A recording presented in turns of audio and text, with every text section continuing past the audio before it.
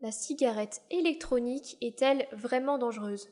La cigarette électronique, encore appelée e-cigarette ou vapoteuse, est un dispositif qui permet de produire de la vapeur en chauffant un liquide. Depuis son introduction sur le marché européen, elle a très vite pris le dessus sur la cigarette classique et est devenue le quotidien de la plupart des anciens fumeurs. En effet, l'e-cigarette est connue comme étant un moyen par lequel toute personne ayant développé une addiction au tabac pourrait se sevrer peu à peu.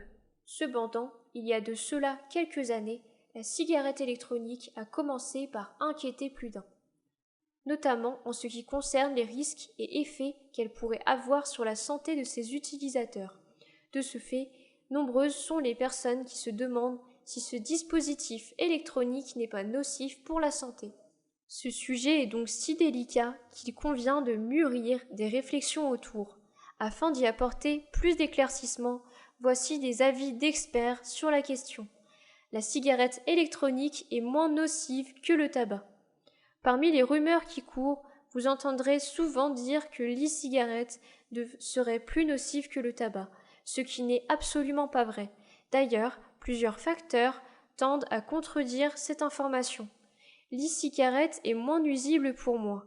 La cigarette électronique est moins nuisible pour son utilisateur que le tabac. En effet, l'e-cigarette ne contient pas des milliers de substances nocives et cancérigènes que l'on peut retrouver dans le tabac. De plus, elle ne produit pas de monoxyde de carbone. Il s'agit d'un composé très toxique qui provient de la fumée d'une cigarette classique. L'utilisateur d'une cigarette électronique n'aura donc pas à inhaler cette substance en vapotant. En outre, la cigarette électronique n'est pas un danger pour son utilisateur si celui-ci se contente de l'utiliser selon sa première fonction qui est le vapotage. Des études ont en effet montré que vapoter peut permettre de réduire les risques de développer des maladies graves telles que le cancer. L'e-cigarette est moins nuisible pour son entourage. En plus d'être moins dangereuse pour son utilisateur, la cigarette électronique cause également moins de danger à l'entourage. En effet, comme évoqué précédemment, la vapeur qu'elle dégage contient très peu de substances toxiques. De plus, des études ont démontré que les éléments contenus dans cette fumigation disparaissent à 95% en moins d'une minute. Il y a donc moins de risques qu'elle provoque des irritations à votre entourage. Par ailleurs, les composants que l'on retrouve dans la vapeur d'une cigarette électronique n'y figurent qu'à des taux très inférieurs aux valeurs réputées toxiques ou cancérigènes. Ceci, peu importe l'intensité de la dite vapeur. Néanmoins, ce n'est en aucun cas une raison pour ne pas protéger votre entourage. Il est donc préférable de ne pas exposer les personnes mineures à la vapeur de la cigarette électronique. En dehors des mineurs, vous ferez aussi bien de ne pas vapoter en présence des non-fumeurs. On sait ce qu'il y a dedans et elle est contrôlée. Nul n'osera dire que la composition d'une cigarette électronique fait l'objet d'un mystère. Tout le monde sait en effet de quoi est fait ce dispositif et comment il fonctionne. Si ce n'est pas le cas, il est très facile de le découvrir en faisant quelques recherches sur Internet. En effet, l'e-cigarette est composée d'une batterie, d'une résistance et d'un e-liquide. Le principe de vaporisation est très simple. La batterie est chargée d'envoyer de l'énergie à la résistance afin que celle-ci chauffe le e-liquide qui se retrouve dans le réservoir de la cigarette électronique. C'est ce dernier élément qui se transforme en vapeur. L'e-liquide contenu dans la cigarette électronique est composé quant à lui de plusieurs éléments qui sont le propylène glycone ou de la glycérine végétale, des arômes et parfois peut-être de la nicotine ou certains additifs. Le propylène glycol est une substance dont on fait généralement appel dans l'industrie alimentaire et pharmaceutique à cause de ses nombreuses propriétés. La glycérine végétale est aussi un solvant non toxique très utilisé. Quant à la nicotine, elle n'est pas cancérigène comme peuvent le penser la plupart des gens. Elle a pour rôle de combler le manque du fumeur. Elle possède donc des propriétés régulatrices de l'addiction, mais rassurez-vous, la nicotine n'est pas présente dans tous les e-liquides. Ces derniers sont aussi composés de divers arômes alimentaires qui peuvent être d'origine naturelle ou synthétique. Ces arômes permettent de donner une saveur à la vapeur inhalée par le vapoteur. Il est important de souligner également que l'utilisation de la cigarette électronique est contrôlée. En effet, les e-liquides qui contiennent de la nicotine sont encadrés par la directive sur les produits du tabac depuis 2016, de sorte que le volume maximum ne peut être au-dessus de 10 ml. En dehors du volume, la teneur en nicotine est également contrôlée. Elle ne doit pas excéder 20 mg par millilitre. Il est aussi mis en place une surveillance continue du marché de la vape. En effet, tous les commerçants d'e-liquides nicotinés doivent faire analyser leurs produits 6 mois avant qu'ils soient mis sur le marché. En France, c'est l'ANSES qui se charge de ce contrôle. Analysons les idées reçues sur la cigarette électronique. Plusieurs idées ont été conçues sur la cigarette électronique et il convient d'éclairer la lanterne afin que chacun sache en réalité ce qu'il en est. La cigarette électronique rend les dents jaunes. L'élément principal contenu dans le tabac et ce qui fait jaunir les dents, c'est le goudron. Cependant, ce dernier ne se trouve pas dans la cigarette électronique. La seule substance contenue dans l'e-cigarette et qui est susceptible de jaunir les dents est bien sûr la nicotine. Toutefois, elle ne fait que des taches jaunâtres. Avec la cigarette électronique, le jaunissement des dents est donc considérablement limité, contrairement à la cigarette classique. Il y a donc moins de risques de détérioration de la flore buccale. Par ailleurs, plus les e-liquides sont colorés, plus vos dents sont susceptibles de devenir jaunes. Il revient donc au vapoteur de savoir choisir son e-liquide. La cigarette électronique fait grossir. Il n'y a aucun lien entre la cigarette électronique et la prise de poids.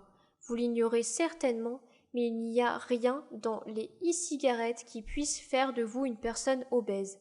Sachez cependant que c'est l'arrêt du tabac qui provoque la prise de poids. En effet, lorsque vous arrêtez de fumer grâce au vapotage, vous pourriez vous sentir un peu anxieux ou agité au début. Ce sont les effets du manque. Vous pourriez même avoir une sorte d'envie de grignoter davantage et de prendre beaucoup d'alcool. Ce sont des facteurs qui généralement induisent à la prise de poids, mais il n'y a aucun rapport avec la cigarette électronique. La batterie de sa cigarette électronique peut exploser. Il est vrai que le risque d'explosion de la batterie d'une e-cigarette n'est pas nul, mais il est minime. Il faut noter que les batteries d'une cigarette électronique sont fabriquées selon les normes. Les fabricants respectent donc point par point la réglementation européenne quant à la conception de ce dispositif. Dans la majorité des cas, l'explosion d'une batterie d'e-cigarette est la cause d'une mauvaise utilisation de la part du vapoteur. Ce n'est donc pas un défaut de fabrication. Vous devez aussi savoir qu'aucune batterie n'est totalement sûre. Toutefois, si vous optez pour une cigarette électronique à batterie intégrée, vous réduisez les risques de faire exploser la batterie.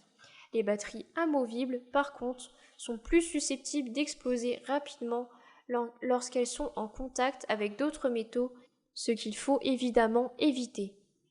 Quels sont les dangers pour un non-fumeur de commencer la cigarette électronique ? La cigarette électronique est déconseillée aux non-fumeurs pour plusieurs raisons. En effet, les poumons de ces personnes ne sont pas habitués à absorber de la fumée, encore moins de la vapeur. Il y a donc plusieurs dangers pour un non-fumeur qui commence à utiliser la cigarette électronique. Une addiction psychologique et comportementale. Comme évoqué plus haut, certains e-liquides contiennent de la nicotine. Cette substance est susceptible de provoquer chez le non-fumeur une addiction psychologique puisqu'il n'en était pas habitué. De plus, ce dernier risque de s'habituer aux gestes et ou au goût de l'e-liquide et ainsi développer une addiction comportementale. À la longue, le danger est que les non-fumeurs peuvent ne plus pouvoir se contenter de la cigarette électronique et passer à la cigarette classique. Des risques de dégradation de la santé. Une personne non fumeuse qui commence à vapoter peut aussi voir son état de santé se dégrader au fil du temps. En effet, l'utilisation de l'e-cigarette est destinée aux personnes qui décident d'arrêter leur consommation de tabac. Celles qui ne fument pas peuvent donc développer une toux chronique parce que leurs poumons rejetteront les substances néfastes. De plus, Vapoter peut engendrer une irritation de la gorge et des maux de tête, sans oublier les nausées et les vertiges chez le non-fumeur. Est-il possible de devenir dépendant de la cigarette électronique? Devenir dépendant de la cigarette électronique est possible dans certains cas. Lorsque par exemple vous utilisez un e-liquide fortement nicotisé, vous risquez de ne plus pouvoir vous défaire de la cigarette électronique. Par contre, si vous utilisez un produit qui ne contient pas de nicotine, vous ne serez pas dépendant de ce dispositif. Un autre cas dans lequel la dépendance de la cigarette électronique est possible est lorsque vous vapotez toujours pour votre plaisir, quand bien même le sevrage est terminé. Il ne faut pas oublier que l'e-cigarette aide avant tout à arrêter de fumer. Il s'agit donc d'une solution de transition dans la mesure où les fumeurs étaient d'office dépendants à la nicotine avant de commencer à vapoter. Le passage à l'e-cigarette est donc une étape dans le processus de sevrage. Retenez que ce n'est pas la cigarette électronique qui crée la dépendance, mais la nicotine. Attention au risque d'allergie. Vous avez certainement entendu dire qu'il est possible d'être allergique à la cigarette électronique. En effet, les personnes sensibles à certains métaux comme le nickel peuvent développer une allergie aux modèles de cigarettes électroniques qui en contiennent. Celles-ci devront donc bien lire la fiche produit avant d'acquérir la vapoteuse. Il est également possible d'être allergique à certains composants du e-liquide, les arômes par exemple. En effet, les personnes qui développent le plus souvent des allergies alimentaires peuvent faire face à ce problème. Si donc celles-ci ont une catégorie d'aliments dont le goût leur est allergique, elles devront donc veiller aux recettes de leur e-liquide. Pour finir, le propylène glycol peut être aussi une cause d'allergie. Cependant, c'est une éventualité rare qui diffère bien de ce que l'on peut appeler une intolérance au PG. Ce dernier phénomène est en effet ce qui est de plus observé chez les utilisateurs d'une cigarette électronique. L'intolérance au propylène glycol se manifeste notamment par des toux persistantes et des maux de gorge. Ce sont ces mêmes symptômes que l'on observe lorsque le taux de nicotine est hyper élevé dans le e-liquide. Attention, certains e-liquides sont à éviter. Si vous êtes un vapoteur, vous devez savoir que tous les e-liquides ne sont pas bons à utiliser. En effet, il y en a qu'il faut absolument éviter pour votre propre bien. Les e-liquides ayant des composants dangereux. Il y a des produits nocifs qui peuvent être contenus dans certains e-liquides. Lorsque vous vapotez en utilisant un e-liquide fait à base de l'un de ces produits ou ingrédients, vous risquez d'endommager votre santé. Au nombre de ces produits toxiques, on peut évidemment citer l'acétaldéhyde, l'acétoïne, le diacétyl, l'ambrox, l'acétylpropionil et les additifs chimiques. Ne commettez jamais l'erreur d'utiliser des e-liquides contenant l'une de ces substances. Les autorités sanitaires mettent en garde contre ces substances néfastes. Les e-liquides sont trop aromatisés ou trop sucrés. Vous devez également éviter de choisir un e-liquide composé de trop d'arômes et de sucre. En effet, avec un e-liquide fortement aromatisé, les risques d'évaporation de substances volatiles augmentent. De même, les e-liquides trop sucrés sont nocifs pour votre santé. Les e-liquides trop riches en glycérine végétale. Il est important que l'e-liquide que vous choisissez puisse avoir un ratio PV-VG équilibré ou alors avoir un fort taux de propylène glycol plutôt que de glycérine végétale. Les produits qui ont une forte concentration en glycérine végétale peuvent se révéler particulièrement nocives. Les e-liquides fabriqués ailleurs. Ne faites pas confiance aux e-liquides qui ont été conçus ailleurs. En effet, il n'est pas conseillé d'utiliser un produit dont vous n'êtes pas sûr de l'origine. C'est pourquoi vous devez faire attention lorsque vous choisissez votre e-liquide. Les e-liquides fabriqués en France sont dignes de confiance car ils suivent les normes. Pour votre santé, optez donc pour ceci.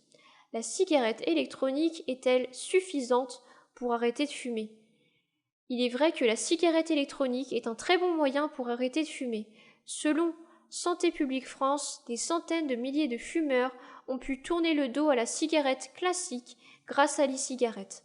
Cependant, vous ne pouvez pas vous fier à elle seule. D'autres solutions peuvent donc, seules ou combinées avec la cigarette électronique, vous aider à arrêter de fumer. La médecine. Vous pouvez vous référer à la médecine pour arrêter de fumer. Il existe en effet plusieurs traitements capables de vous aider dans ce sens. Rendez-vous chez un médecin ou dans un tabacologue afin de bénéficier d'une prise en charge adéquate. Celui-ci vous proposera un programme de sevrage personnalisé qui prendra en compte plusieurs techniques comme l'hypnose médicale. La motivation. Si vous voulez réellement arrêter de fumer, vous aurez également besoin de motivation sans laquelle vous n'y parviendrez certainement pas.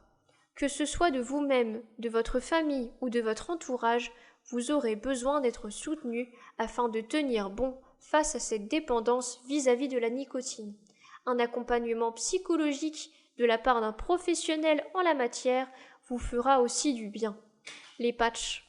Ce sont des substituts nicotiniques qui peuvent également vous être utiles pour arrêter de fumer. Vous pouvez les obtenir en consultant un professionnel de la santé. En outre, ces substituts associés à la cigarette électronique peuvent permettre à l'ancien fumeur de pouvoir dire adieu à son addiction à la nicotine. Que faut-il retenir ? De cette étude, il faut retenir que la cigarette électronique est un dispositif utilisé aujourd'hui par la plupart des personnes désireuses d'en finir avec la cigarette classique. Contrairement à ce que laissent croire les rumeurs, l'e-cigarette n'est pas vraiment dangereuse comparée à la cigarette classique. Toutefois, il y a des effets secondaires de cigarettes électroniques qu'il ne faut pas exclure. De même, certains vapoteurs peuvent développer une allergie à la cigarette électronique. Il n'est pas rare d'observer certaines femmes enceintes recourir à l'e-cigarette. Cela amène forcément à s'interroger sur la cigarette électronique en pleine grossesse. Toujours est-il que l'abus de toute chose peut être nuisible. Il faut donc vapoter avec modération. L'usage abusif de la cigarette électronique aura des résultats néfastes sur votre santé, mais ils seront certainement moins conséquents que l'abus de la cigarette classique. Vous pouvez recevoir une aide d'un tiers afin de diminuer votre consommation de nicotine. Vous pourrez ainsi comprendre comment fonctionne la recharge de votre e-cig, connaître le principe d'aérosol, mieux cerner les populations amateurs de vapoteuses et avoir des informations récentes et datées sur ce qui sera publié autour de la cigarette électronique.